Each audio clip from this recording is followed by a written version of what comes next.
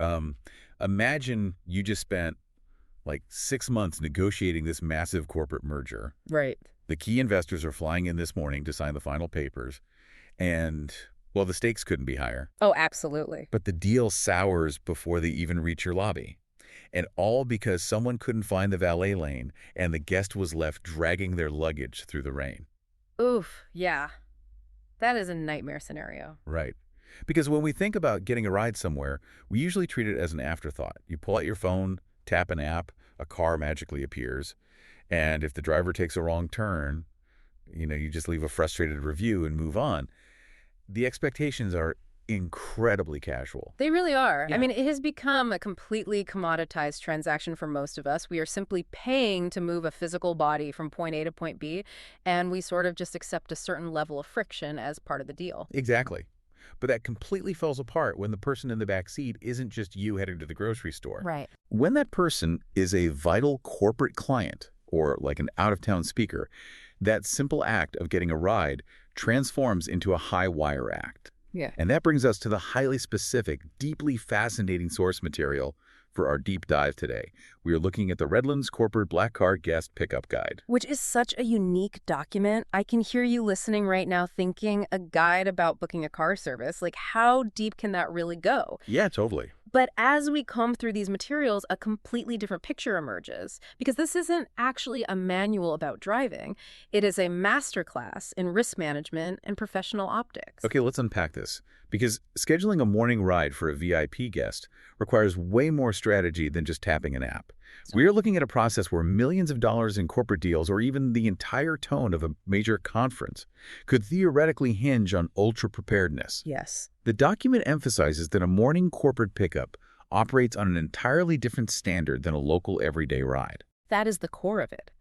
The most crucial psychological shift for any professional to understand is where the blame falls when things go wrong. Right.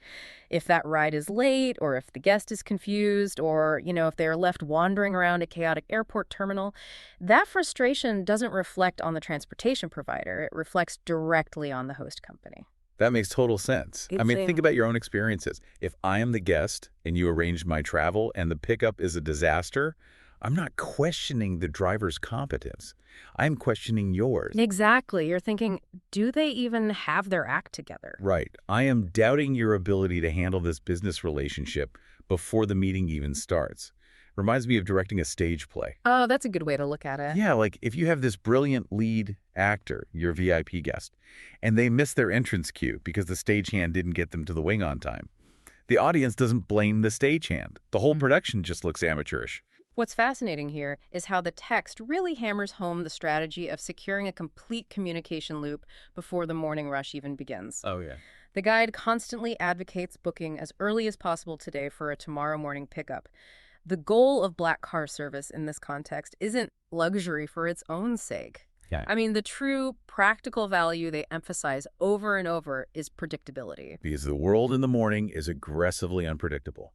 We are talking about the Redlands area, specifically in this guide. You have fluctuating commuter patterns, sudden freeway slowdowns, school traffic, construction, yes, and weather changes.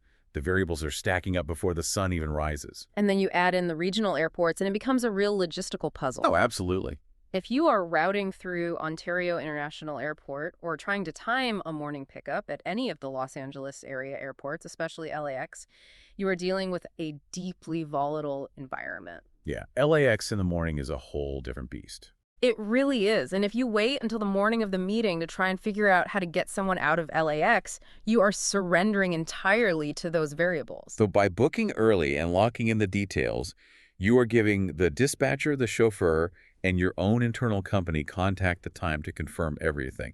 You are building a wall against the chaos. Right. But that wall is only as strong as the information you provide.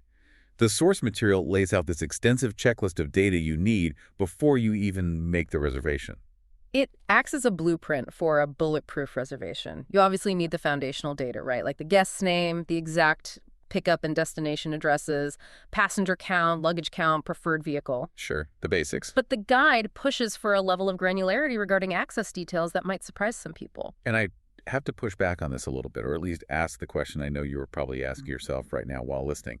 The guide demands all these micro details. Is it a curbside pickup or a lobby meet and greet? Is there a gated entrance, a valet lane, a security desk? Yeah, it's a lot.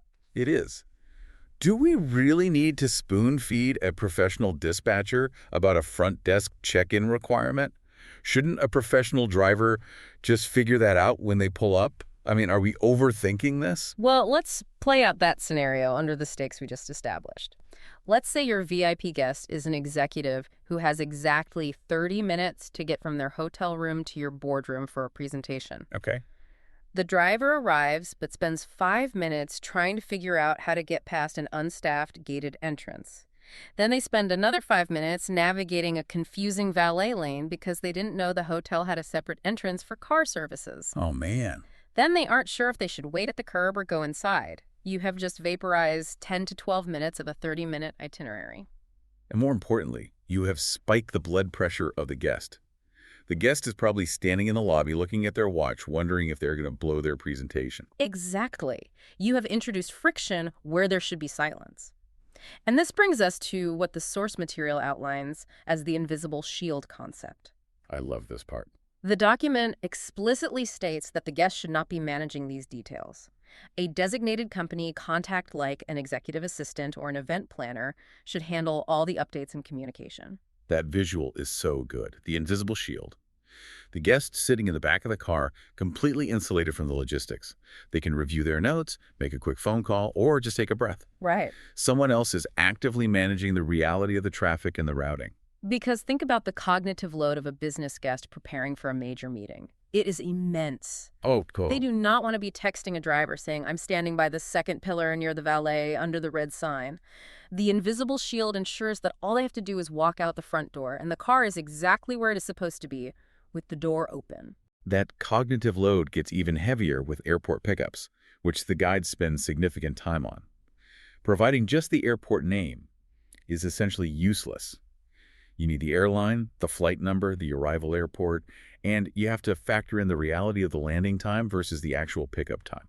Because an airport arrival is an incredibly fluid event, flights get delayed in the air, they sometimes arrive early, and baggage claim can back up for 45 minutes. Easily. If the reservation doesn't include the flight number, the chauffeur has no way to track those changes in real time. They are flying blind. So we have built this invisible shield out of pure granular data. We know the gate codes, the flight numbers, the luggage counts, but how do we actually move the person? Because my instinct, and I'm guessing yours too, is just to say, hey, let's just order them a premium rideshare and be done with it. Right, that's the default for so many of us. It is. But the guide actually breaks down this dilemma between rideshare and black car service. And the guide is quite objective about this, which I appreciate. They don't claim rideshare is universally bad. No, not at all. They point out it is highly effective for casual transportation, short notice errands, or if the passenger is a close internal employee with a flexible schedule. It is app managed, and the costs fluctuate based on demand, which makes sense for everyday tasks. Here's where it gets really interesting. When we transition to that high-value guest, the client, the board member, the investor, the entire calculus shifts. Relying on rideshare for a vital investor is basically like catering a VIP corporate dinner with fast food. Wow, yes. I mean, yes, it technically provides calories, it gets the job done, but the experience sends a terrible message about how much you value that relationship. A scheduled black car service offers structural guarantees that a rideshare simply cannot. You gain absolute scheduling control, a consistently professional presentation, and a clear, managed communication channel that doesn't rely on the passenger using their personal phone to coordinate. That control over the schedule is huge, and a big part of that comes down to how you plan the timing. The guide introduces this concept of buffer time. It argues that a transportation plan that only accounts for the actual time the car is on the highway is a recipe for disaster. If we connect this to the bigger picture, building in buffer time is essentially an act of professional empathy. Professional empathy. I like that. You are putting yourself in the shoes of the guest. When they arrive at the destination, they don't just magically teleport into the boardroom chair. Right. They need time to enter the building, clear security, perhaps use the restroom, grab a cup of coffee, meet their host, and review their notes one last time. I really never thought about it like that. Yeah. Professional empathy. Because if the drive takes 20 minutes and the meeting is at 9:00 a.m., you cannot schedule the drop-off for 8:5 a.m. Hmm. If you do, they are sprinting through your lobby, sweating, apologizing for being late. You've ruined their state of mind. And the geographic routing around the Redlands area dictates how wide that buffer needs to be. For a local Redlands pickup, the guide notes the buffer can be fairly modest. Okay. But if you are routing outward towards San Bernardino, Riverside, or Ontario, you need to widen your time estimates considerably. And as we touched on earlier, they specifically call out LAX as needing the widest timing plan possible. Anyone who has tried to navigate Los Angeles traffic in the morning knows that a 10-mile drive can take 20 minutes or an hour and a half with almost no warning. Exactly. That unpredictable timing also factors into the actual structure of the reservation. The guide makes a clear distinction between booking point-to-point transportation versus an hourly service. Point-to-point seems self-explanatory. One pickup, one drop-off. You are moving from the hotel to the office. Clean and simple. But wait, if we are accounting for all these variables, early morning buffers, unpredictable meetings, what happens if the guest's schedule changes midday? Well, that is precisely why hourly chauffeur service exists. If your itinerary includes waiting times, multiple stops, or a crucial meeting where you simply do not know exactly when it will end, hourly service is far more practical. That makes a lot of sense. The invisible shield stays intact. You aren't scrambling to book a return trip on the fly while the guest stands on the sidewalk. The car is simply theirs for that block of time. That empathy we're talking about with time, it has to extend to the physical environment too, doesn't it? Like the fleet itself. The guide breaks down three main options: the sedan, the SUV, and the Sprinter van. And it clearly isn't just about picking the one that looks the flashiest. It is about matching the physical asset to the practical requirement of the guest. A sedan is perfectly fine for one or two passengers traveling late. Right. But consider an executive arriving from the airport with heavy bags, or someone who needs the physical space to open their laptop and work during a 40-minute drive. Putting them in a cramped sedan violates that principle of comfort and empathy. You need the SUV. And the Sprinter van serves a highly specific logistical need. It is designed for small teams traveling together, or perhaps a keynote speaker who is dragging along a massive amount of presentation equipment. You are tailoring the vehicle to the mission. Which naturally brings us to the financial side of the equation. Oh, right. The bill. The guide is very clear that pricing in this tier of service is not a simple calculation of miles driven. Which makes sense. If we are accounting for all these variables, early morning buffers, airport wait times, specific vehicles, this can't just be a simple meter ticking up on the dashboard. It is a comprehensive formula. Providers factor in the vehicle type, the time of day, since early mornings often carry a premium, the total distance, anticipated waiting time, specific airport fees, gratuity policies, and cancellation terms. That is a lot of variables. It is. This is why the document strongly advises getting a transparent, direct quote from the service rather than relying on a generic estimate pulled from a website. So what does this all mean? It means we are proactively removing what I consider the absolute worst part of any business trip: the wallet fumble. Oh, the wallet fumble is the worst. Oh, the wallet fumble is the worst. It really is. The guide suggests the host company should confirm payment directly so the guest never even sees a bill. Picture it. Your VIP has had a flawless, perfectly quiet ride. They are holding a coffee, their briefcase, maybe balancing an umbrella. The last thing they should be doing is squinting at a screen in the back seat, fumbling for a corporate card, and trying to calculate a tip percentage while the driver waits. It shatters the invisible shield completely. Completely. The final impression of that perfectly orchestrated morning shouldn't be a stressful financial transaction. Yeah. By securing a transparent quote upfront and handling the billing internally, the host company protects the guest's experience. It also protects the company itself, turning what could be a messy, unpredictable expense into a clean, agreed-upon partnership with the provider. I appreciate that the guide is very honest about the pros and cons of this whole system.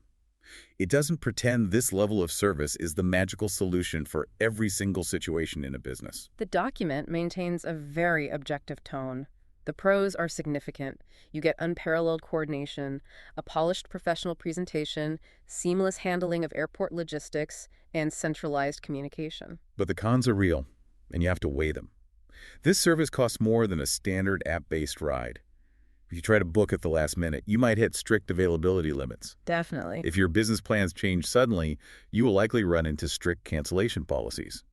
And perhaps most importantly, this entire system relies on you doing the work up front. If you provide perfectly accurate information, it runs like clockwork. If you guess the address or forget the flight number, the system breaks down. But for high-value guests, the benefits absolutely outweigh those costs, provided you do the preparatory work.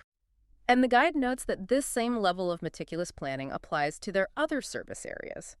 They extend these principles to executive transport, group transport for multi-site visits, and event transport for high-stakes corporate dinners. They even mention applying these principles to wedding limo services, which, when you think about it, makes perfect sense. Oh, absolutely. If there is any event on Earth where you need absolute predictability and zero friction, it is a wedding. And they apply this logistical rigor across a wide service area covering Riverside, San Bernardino, and even out to La Quinta. Because the foundational logic remains unchanged regardless of the occasion or the specific city. Gather the complete details, communicate them clearly before the event, and let the professionals manage the variables while the guests remain insulated. So, to synthesize the tactical takeaways from our deep dive today, if you are listening to this and you need to book a corporate guest pickup in Redlands, especially for tomorrow morning, your window is closing. Do not wait. Seriously, do it now. You need to gather the exact pickup time, the full and complete address, the destination, the accurate passenger and luggage count, your specific vehicle preference, and you need to assign that dedicated company contact who isn't the guest. Get all of that organized before you make the reservation. Preparation is the only real defense against unpredictability. And if you are ready to put that preparation into action, the guide lays out exactly how to connect. You can call Redlands Limo Service directly at 909-328-4605. Right. You can visit them online at redlandslimoservice.com with your complete itinerary ready to go. Or you can find them by searching Redlands Limo Service on Google Maps or by following their updates on Facebook. It ultimately comes down to knowing where to deploy your resources to guarantee the business outcome you are aiming for.